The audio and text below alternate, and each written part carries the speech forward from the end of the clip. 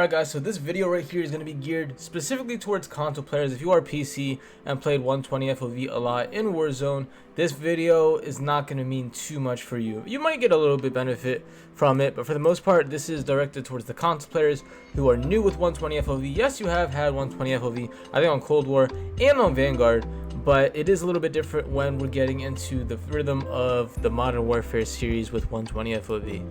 So, in the graphics here, right here, in the view section, we have the field of view.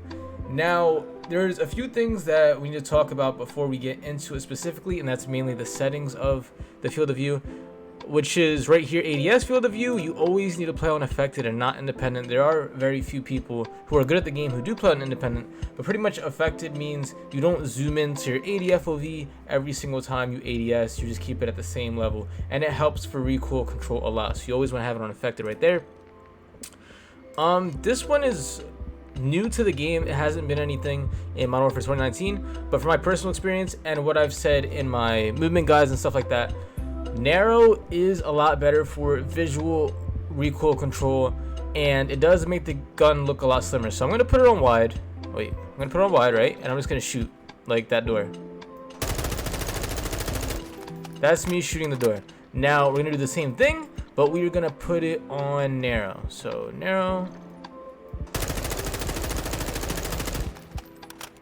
Gun is still shaky either way because I have 0 attachments on this. But you can see that it is a lot easier for me to control, and it's not as shaky when I play on narrow compared to playing on wide. So please play on narrow. It's gonna help you a lot when you're playing on your FOV. Third person, that doesn't matter at all. It really doesn't matter. And then yeah, so that's mainly the field of view settings that you see right here, and I am going to get into now the differences that you are probably already feeling or you're going to feel when you play on 120 FOV. So aiming at people is a lot harder. When you are on lower FOVs, it is so much easier for you to aim at somebody because the hitbox is bigger, and yes, you do get more aim assist when you are on lower FOVs. This is why a lot of pro players in the CDL, when they played Vanguard or Cold War, they never played 120 FOV. They played lower FOVs because you actually get a lot more aim assist, and it's easier for you to aim at somebody, and being that the time to kill is so low, you don't need to look super fast or anything. All you need to do is just get 1 or 2 shots off from big hitbox. You don't need to track the person all over the place looking super fast with your sensitivity and FOV, and that's just easier for a lot of pro players to do.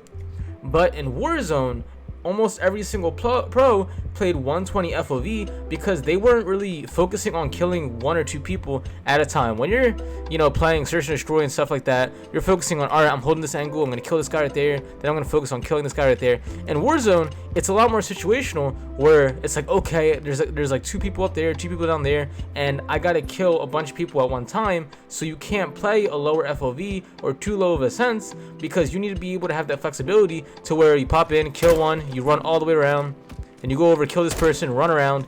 You got to be able to be more mobile and just be on your feet all the time, and that's why 120 FOV is so good for that, because you're always going to be on your feet and you're always going to keep moving over and over and over. Will 120 FOV be extremely beneficial in this game as far as the competitive scene? I'm not sure. Maybe like 110 112, around that. Maybe that will be the thing that most pro players play, but I am not having any problems killing people on 120 FOV, and I'm going to keep playing on 120 FOV because I want to prepare for Warzone 2, which the highest FOV is always going to be the best thing for you to have in the game. So that's why I've been training on that. Also, your centering is a lot worse on higher FOVs. It's a lot worse. So I'm going to go down to let's just say, this is exaggerated, like 95. If I'm aiming and waiting for somebody to come through that door, it's so much easier for me to aim at the top chest level at the door. It's so easy. Like, just aim chest level is the easiest thing in the world. So now, when you go to a higher FOV, let's just go to 120 up here. It's so much harder to aim chest level because the door is bigger, because you have a wider FOV. You're like taking it back, like you're just looking back and you're taking like a wider view backwards to be able to see more things.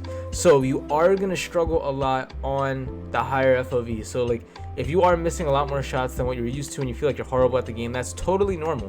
When I switched to 120 FOV and I was on Modern Warfare 2019, I felt like I was a lot worse player. I was horrible at the game, I was missing every shot, and I felt like like people lied to me, like, is this really the 120 FOV? Why does it feel so different? Why do I feel so bad? Why don't I feel like I'm the best player in the world? So you gotta get used to having better aim than you actually were with your other FOV that you have used in the past. Another thing too, and this is why I'm an SMG main, or I just main a lot of fast weapons, is because assault rifles are actually harder to use when you're on a higher FOV. So if you really love assault rifles, maybe lowering your FOV is going to be a little bit better for you. You can still do very good, like I can still go out and beam somebody across over here. It's not that hard. But if I was on a lower FOV, like right, I don't know, let's just go back to 95, right? Go back to 95, go up there. It's so much easier for me to beam that same guy when I'm on that higher FOV.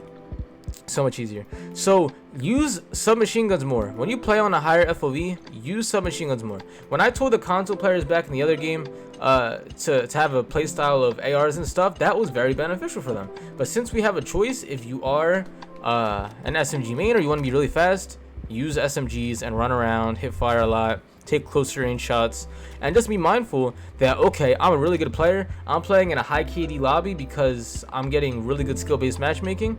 You don't want to go out and peek here and be able to kill these people, because maybe these people are just trying super hard to be in the, you know, Call of Duty League, the professional scene, that they're using 100 FOV and they're an assault rifle main. You don't want to be taking this fight right here if you're on 120 FOV, because they're most likely going to have the advantage. So you're going to get an SMG out, or even if you want to use ARs, just use closer ranged AR fights, so that you're able to take out more people and not have to worry about aiming super far down sight. So yeah, those are the main things that I do have to say about a console FOV transitioning into the 120 FOV. I am going to have, I guess, just some gameplay of a lower FOV and then some gameplay of the 120 FOV to just give you the side-by-side comparison and how they look compared to each other.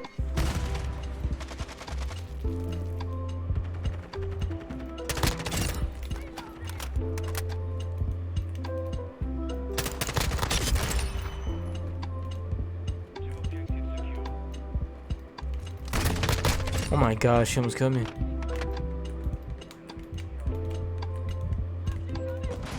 No, bro.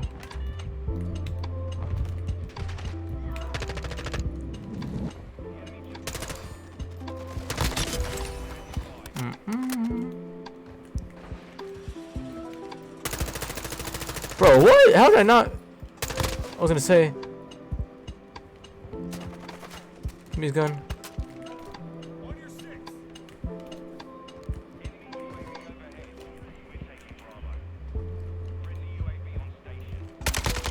Let's go. Alright, let me try it with what's it called? Let me try it with 120 FOV now.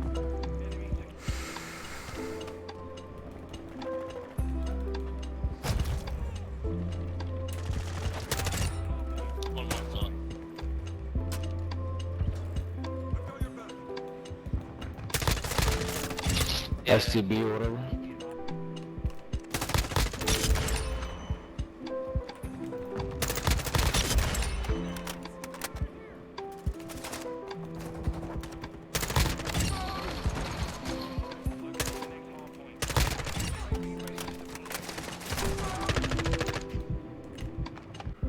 Under any video or live stream I should have my link tree available so you guys could be able to check out all the other socials that I have right here, and then also my coaching services that I offer. And if you join the Discord below, you can be a part of our amazing community and where we try to help others get better each and every day. And then there's just other people that you can go connect with and play with other great players if you are having trouble finding players on your own. So this is our Sense Community Discord, the main thing that I am most active on, and all my other socials are listed in this link tree.